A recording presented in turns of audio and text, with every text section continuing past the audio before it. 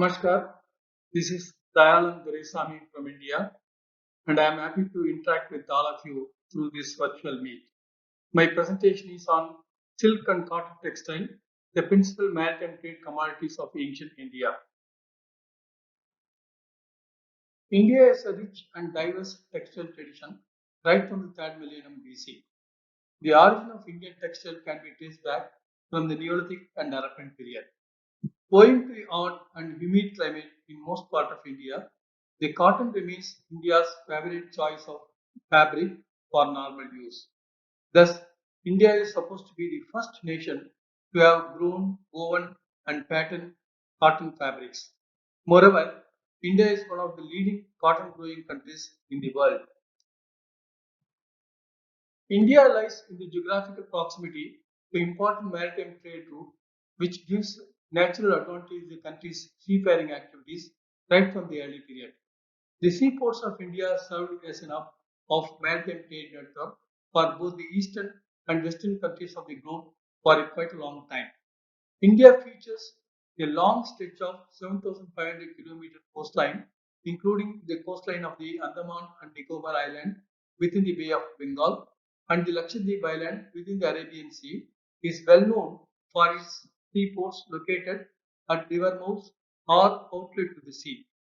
The river deltas of India are favorable for navigation and therefore distributaries related to the estuarine mouths naturally lead to the subsistence of many ports. A large number of ports develop in the sheltered water bodies provided by large lagoons and lakes. Moreover, several ports of peninsular India are guarded by bars and spits, which providing much desired natural breakwaters for safe anchorage. The map shows series of ancient seaports all along the eastern and western coast of India. The seaborne trade played a significant role in the growth and expansion of economy of the Harappan civilization, one of the oldest civilizations in the world, which flourished in the 3rd millennium BC. There was an extensive maritime trade network between the Harappan and Mesopotamian civilizations as early as the 3rd millennium BC. The seals and sealings, bales, beads, ivory items, pottery, and many other items of Harappan make or having obvious Harappan influence are traceable in Oman, the United Arab Emirates, Bahrain, Iran, Iraq, and Central Asia.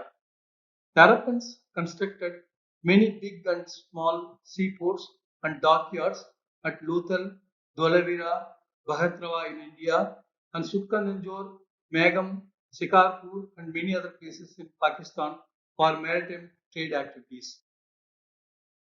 The map shows the extension of Harappan civilization in India, Pakistan, and also part of Afghanistan. The map also shows important Harappan sites. This is the first high-tide dockyard of world for berthing and serving ships constructed at Lothal at the end of Gulf of Kambad in Gujarat, India. And this is the conjectural map which shows how the dockyard worked during the Harappan period. The map shows the maritime trade network between the Mesopotamian civilization and the Harappan civilization. As per the material evidences found at different places indicate that these two civilizations had a very great maritime trade interaction in the 3rd millennium BC. This is the Persian Sea, which is found at Lothal, one of the important Harappan seaport in India. The remains of so-called blackboard Magan, as mentioned in the cuneiform text found at RJ2 or Ras al Jin in Sultan of Oman, exemplify the possible connection of Mesopotamia with India during the Bronze Age. The finding of bitumen fragment from the coating of a boat and the objects like ivory comb, seals and sealing painted portions of Harappan origin found in the excavation at Ras Al Jin also attested this fact.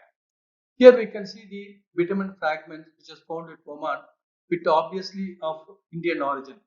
And the map shows the series of seaports of Mesopotamian civilization, which had a very active interaction with the Harappan seaports like Lothal, Dholavira, and other places.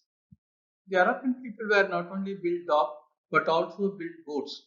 The terracotta model of boat from Lothal and engraving on the Indus seals give some idea of ships during the Harappan times. The engraving on a seal from Mohenjo-daro represent a sail ship with a high bow. The stem was made of reeds. In the center, it had a square cabin. A Harappan ship depicted in the terracotta amulet is quite interesting. This boat had a flat bottom with a racked stern and row, and there is a two steering oars at the stern. In the middle of the boat, there is a cabin. At both ends of the ship, a seaboard is depicted. They were called Dikshakakas and were used by the sailors to find land. There are two masts on both sides of the central cabin. This is the amulet which is having the depiction of a flat bottom ship and also two birds shown on either side, which is known as Dikshakakas. During the Harappan period, these birds were being used by the Harappan sailors to identify the land. And here you can see the seal which is found at Mohenjo-daro, which is having central cabin. And these are some of the boat models which is found at Lothal. The location of Dholavira, one of the important Harappan sites which has been found in India, has been marked in this map. The excavation carried out at Dholavira has found an extensive citadel area and also well-planned city which is having a wide road. On either side of the road, there are series of houses. In the excavation also yielded lot of Harappan seals. Here we can see some of the Harappan seals found at Dholavira. India is one of the centers of the origin of cotton production in the world. The evidence of long history of Indian cotton is revealed from sculptures, paintings, inscriptions, literature, foreign accounts, and coins, in addition to the remains retrieved from the archaeological excavations.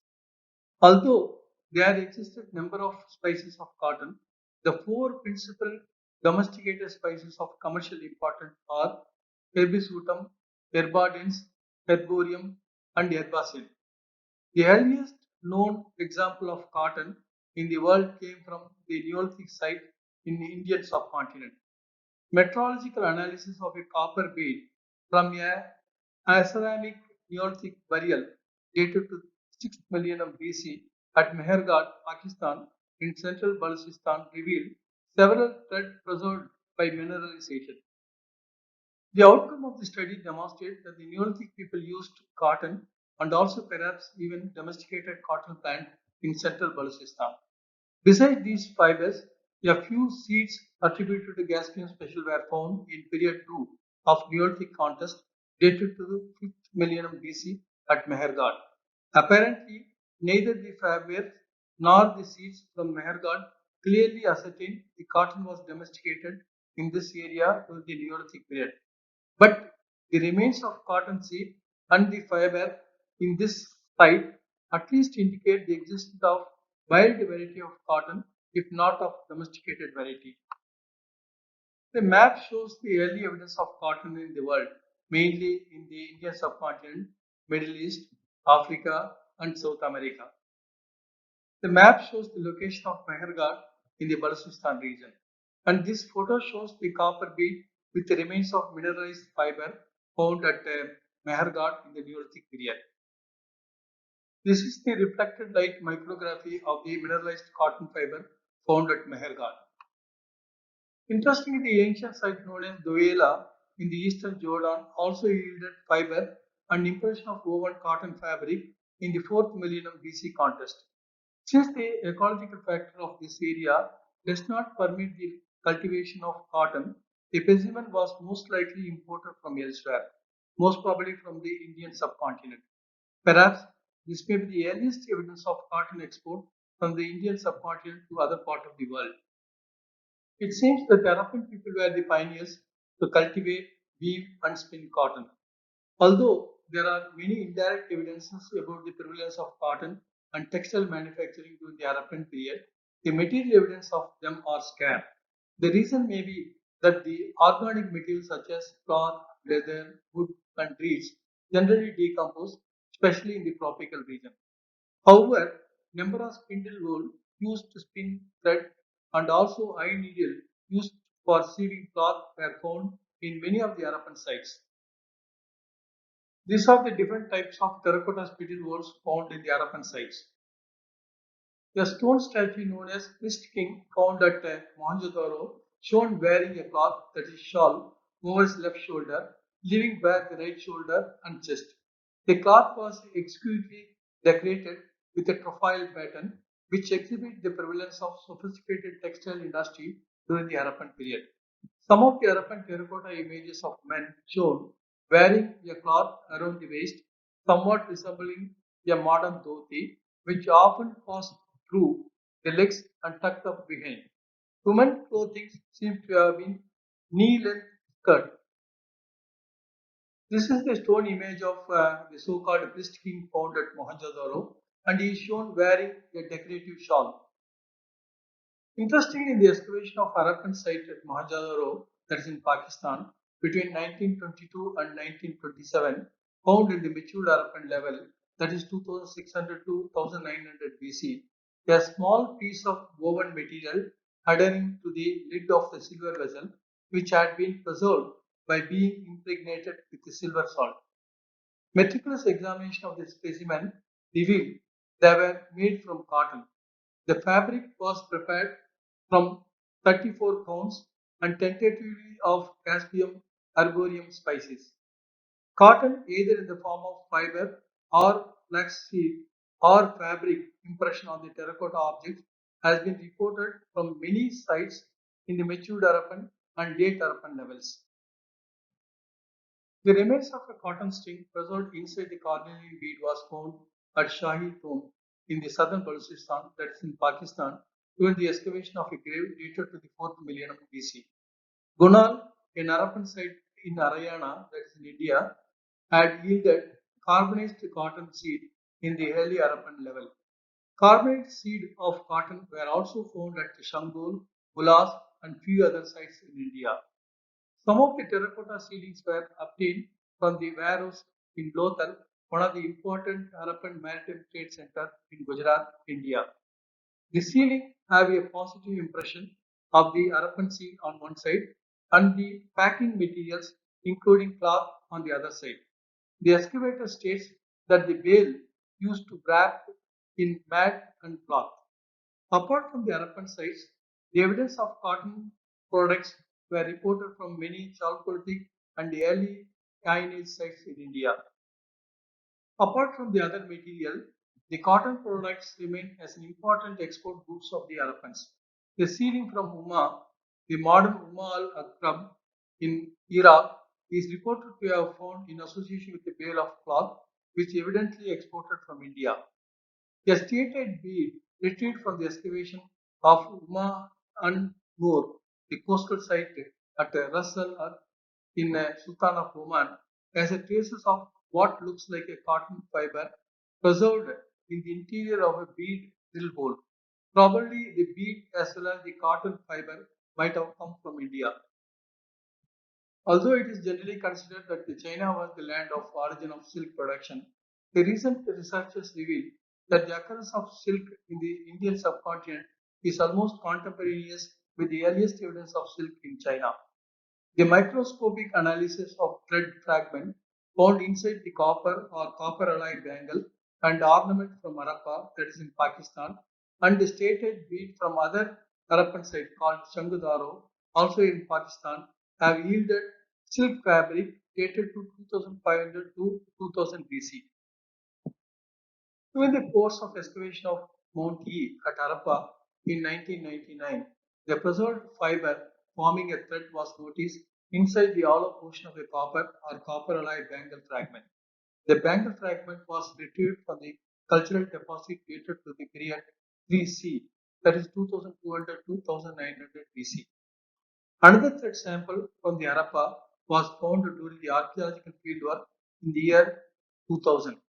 The thread was somewhat safely preserved inside a coiled wire ornament made of copper or copper alloy, which was retrieved from the debris dated to late phase of period 3A or the early phase of period 3B, that is 2450 BC.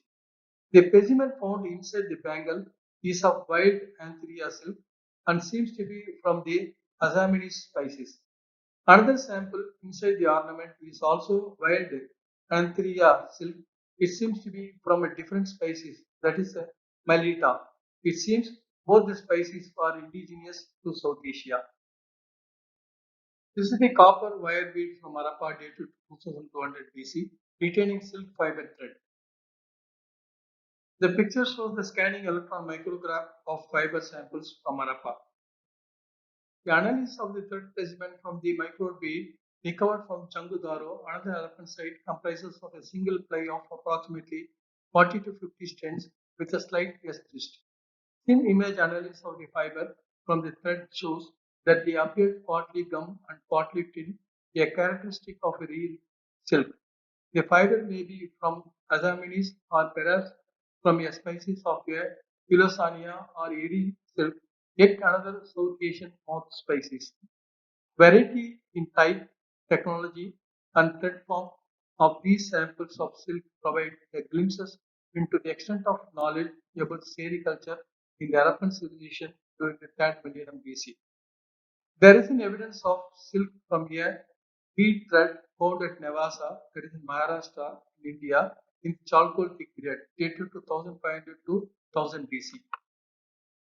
This is the micro bead from Changadoro, an Harappan site, showing slightly straight single ply thread. The map shows the period-wise distribution of archaeological find of cotton and flax seed in the Indian subcontinent. There are many references about cotton and silk product in the Vedic literature, one of the ancient Sanskrit literature in India dated to 1500 BC to 1000 BC, and also in the late Vedic literatures. Rigveda mentions a word called Uma, which means a land of silk. The term Tarpasa occurred in the Vedic literature, perhaps refers to silk garment. The silk was referred to as Kaushia in the Ramayana, an epic of 1st millennium BC, and cotton was mentioned as Karpasa in the ancient literature. In the Rig Veda, the weavers were described as Vasovaya, and wrapping, woofing, pulling, and fastening thread in the wicket is mentioned in the Vedic literature. The word Hoshama mentioned in the Vedas, Upanishads, and many other ancient literatures as fiber from bark of linseed is probably referred to linen. Patrona mentioned in the Mahabharata, an epic of 1st millennium BC, and Kaudalya's Ardhasastra dated to 4th century BC probably denote mulberry silk. The discovery of textile fragment made of cotton in a double-jar burial at Uru, Iraq, dated to Neo and late Babylonian period, that is first half of the 1st millennium BC, probably imported from India, as there is no evidence of cotton growing in Babylonia by that time. The remains of silk have been retrieved from a mummy of a female excavated at Tabriz, Egypt, dated to around 1000 BC. Since there is no evidence of silk production in Egypt such an early period, the silk cloth might have come from somewhere else. India would have been possible source of its export, as Egypt had a long maritime trade connection with India. The excavation of a coffin of late Chang and Chu period, that is 2nd millennium BC, in Yue Mountain, Fuji, China, revealed that the dead body was wrapped in several layers of cloth made of jute, hemp, silk, and cotton. The rough kind of cotton which was used for wrapping the dead body was most probably imported from India. The map shows the location of Uruk and other important sites in the Middle East in the 2nd and 1st millennium BC. Since the dawn of historical epoch in India, that is the 6th century BC, the production of cotton and silk had raised greatly, and textile manufacturing and trading them both inland and abroad expanded extensively. It seems that the Greek first learned certainly about the cotton plant through the group of explorers who visited India along with Alexander the Great. While writing about India, Herodotus of 450 BC mentioned that India as a wild tree that bears fleeces as their fruits. Ctesias, a Greek physician of 2nd century BC, seems to be the first European who observed the spinning and weaving of the natives of India. Herodotus, Greek scientist of the 4th century BC, gave perhaps the first definite conception of Indian cotton cultivation.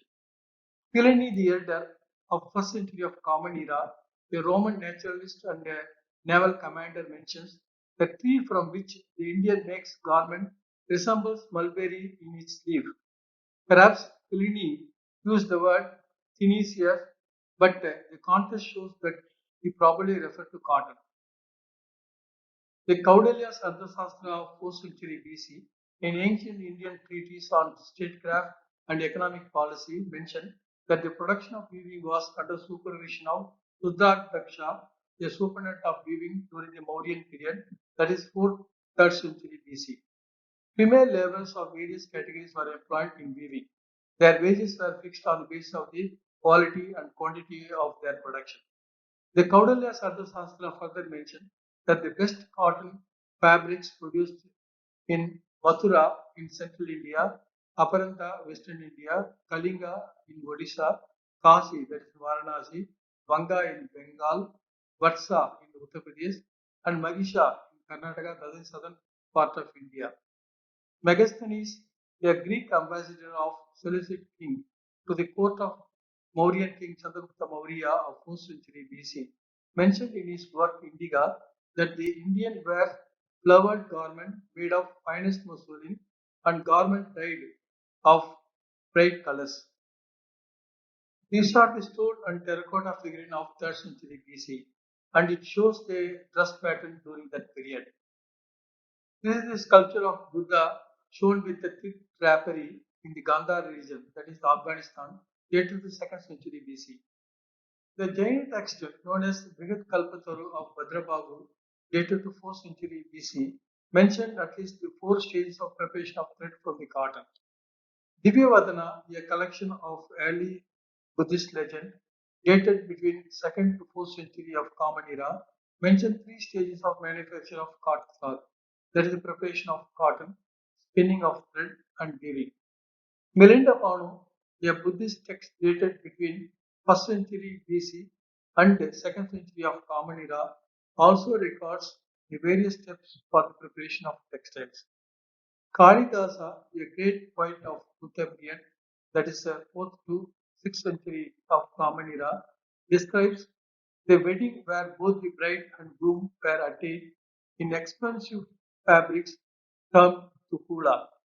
Amarakosa, another poet of Buddha period, mentioned Kaushima and Dukula, both are leading in his work called Amarakosa. The excavation at Bairat, Rajasthan yielded fragment of cloth in which old coins were wrapped in the early historic period, that is 1st, 2nd century of Common Era. The analysis of the cloth revealed that it is a true cotton and woven 20s and 16 yards. Cases of cloth probably used to wrap coins were also found in the excavation at Rayal in Rajasthan in the early historic levels. The analysis of the cloth revealed that it was a heavy variety of true cotton. At Paitan, the capital of the Satavahana ruler, who ruled from 1st century BC to the 3rd century of Common Era, where the traces of a thin cloth was noticed on a lump of coins. The potsherds of pre-Common Era bearing textile impression have also been recovered at Mathura in Uttar Pradesh. One of the potsherds of 2nd century BC with impression of cloth found at Kaudanipuria in Maharashtra comprises 32 threads of wraps and 28 in weft, while another impression dated to 2nd and 1st century BC found at the same site showed 30 and 28 threads. The Sangal literatures, generally dated from 3rd century BC to 2nd century of Common Era, mention remarkable skill development in the art of weaving cotton and silk cloth in Tamil Nadu the southernmost part of India in the very early period. In some of the Sangha literatures, finely woven cloth have been compared variously with the sloth of smoke, the form of milk, the cast of skin of snake, wide torrent of water falling from high hill, and so on. The cotton and silk cloth were called variously as Tugil, Adai, Aruvai, Kalingam, apparently imported from Kalinga region, that is Orissa, and other names. Silappadigaram, a Tamil epic of 4th-5th century of Common Era, mentioned 32 varieties of cotton cloth. The epic also described street exclusively for cloth merchants in Madurai, where several kinds of bundles of cloth woven of cotton, wool, silk, and even hair were piled up. Embroidery work was often employed to decorate the cloth. The main decorative motif were flowers figured either on the body or the border of the cloth. The dyeing of the cloth was done more efficiently. Interestingly, the structure dates to the first century of Common Era, excavated at Tarikemedu near Pondicherry, one of the very important Indo-Roman trading center where we got a lot of Roman materials, is supposed to be the vat used for dyeing the mausoleum. Spinning the cotton yarn were mainly done by the ladies and were called as parithipendu or parithipendir. In one of the Sangam work mention has been made about fine dress made of silk with well-designed borders. Tari, a weaver loom, is often mentioned in the inscription of the early historic period. The communities involved in the textile production were called Koliga, Tandravaya, Salyer, Kaikolar, and so on.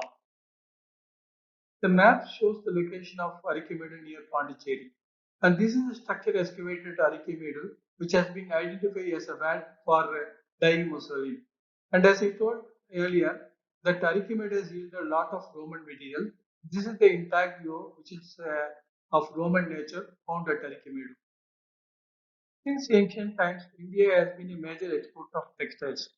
The literary evidence and the archaeological and paleobotanical sources provide ample evidence about the busy trade of cotton and silk material in the early historic period. Chronicles of Idnesi of first century of Common Era mentions that the silk and cotton cloth, mellow cloth, all kind of muslins and yarn were exported from Indian seaports such as Dargasa in Gujarat, Tahara in Maharashtra, Bakir in Kerala, Musiris again in Kerala, and other seaports of India to various western countries.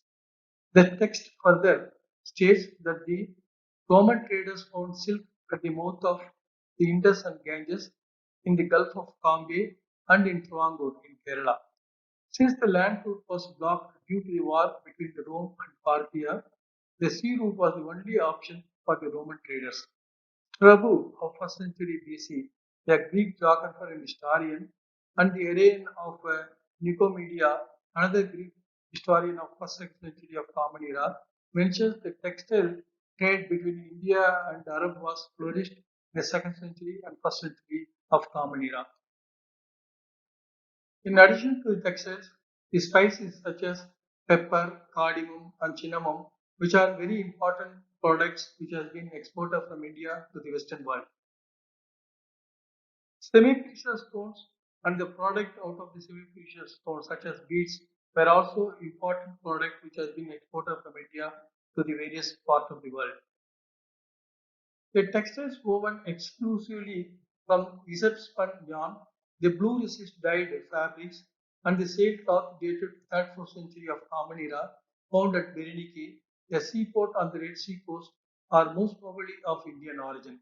Fascinatingly, Qasir or Mayos Hormuz, the another important seaport on the Red Sea coast, has also yielded Acerfan cotton, sailcloth, probably of Indian origin.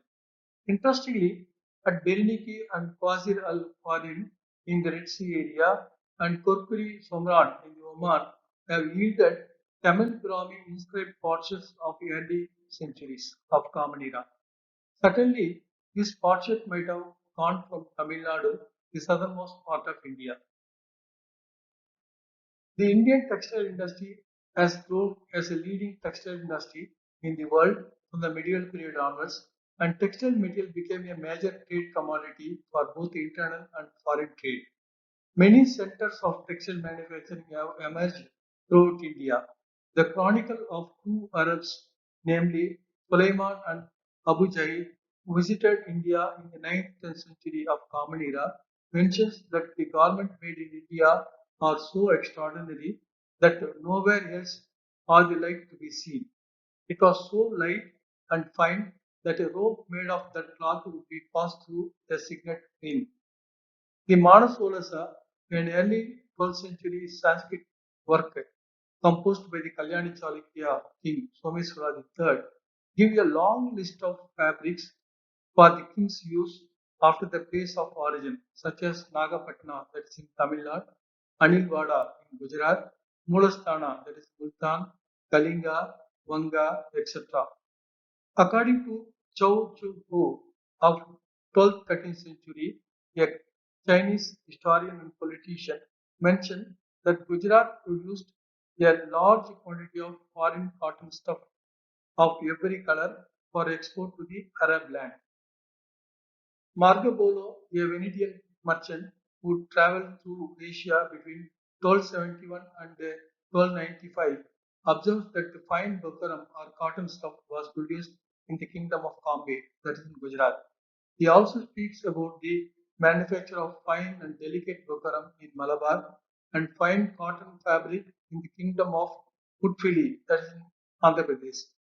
As quoted by Abu al-Fida of 13th and 14th century, a Greek geographer and historian of Syria, that Ivan Sayed mentioned that Malabar, that is in Kerala, was famous for its art of washing and dyeing, and that it export linas, that is a color silk or cotton cloth. The influence of Indian textile technology and costumes are conspicuous in the Southeast Asian countries and Sri Lanka. The remains of cotton from the Iron Age site of Bandung Tapit in Thailand, dated to 4th century BC, obviously indicate the contact between India and Thailand during that period. Some scholars are of the opinion that weft technique, resist dyeing for the weft yarn with the Indian design, was introduced into some of the Southeast Asian countries during the Indianization period. Khmer costumes, design element on Khmer cloth, and the textile production technology in Khmer clearly shows Indian influence. A special variety of cloth known as Kambeya, most probably produced from Kambay, that is in Gujarat, was exported to Sri Lanka in the medieval period. Kasi Salu or Banaras silk was considered as exclusive one in Sri Lanka, and it is mentioned in many Sri Lankan works of 13th-14th century. The map shows the important sites in Southeast Asian countries to which the Indian traders had a trade contacts. The textile industry constituted the most important sector of Indian economy and is one of the leading textile industries in the world since from the early period. India has one of the finest textile tradition in the world with respect to weaving, dyeing, and surface decoration. Archaeological evidences and literary and epigraphical sources clearly indicate prosperous status of cotton and silk textile production in India since the very early period. And these products played a vital role in the maritime trade relation between the countries all along the ancient Silk Route. The ancient Silk Route not only played a dynamic role in promoting maritime trade, but also responsible for the transmission of religion, culture, tradition, language, technology, art and architectural idioms from India to other countries and vice versa. Thank you very much.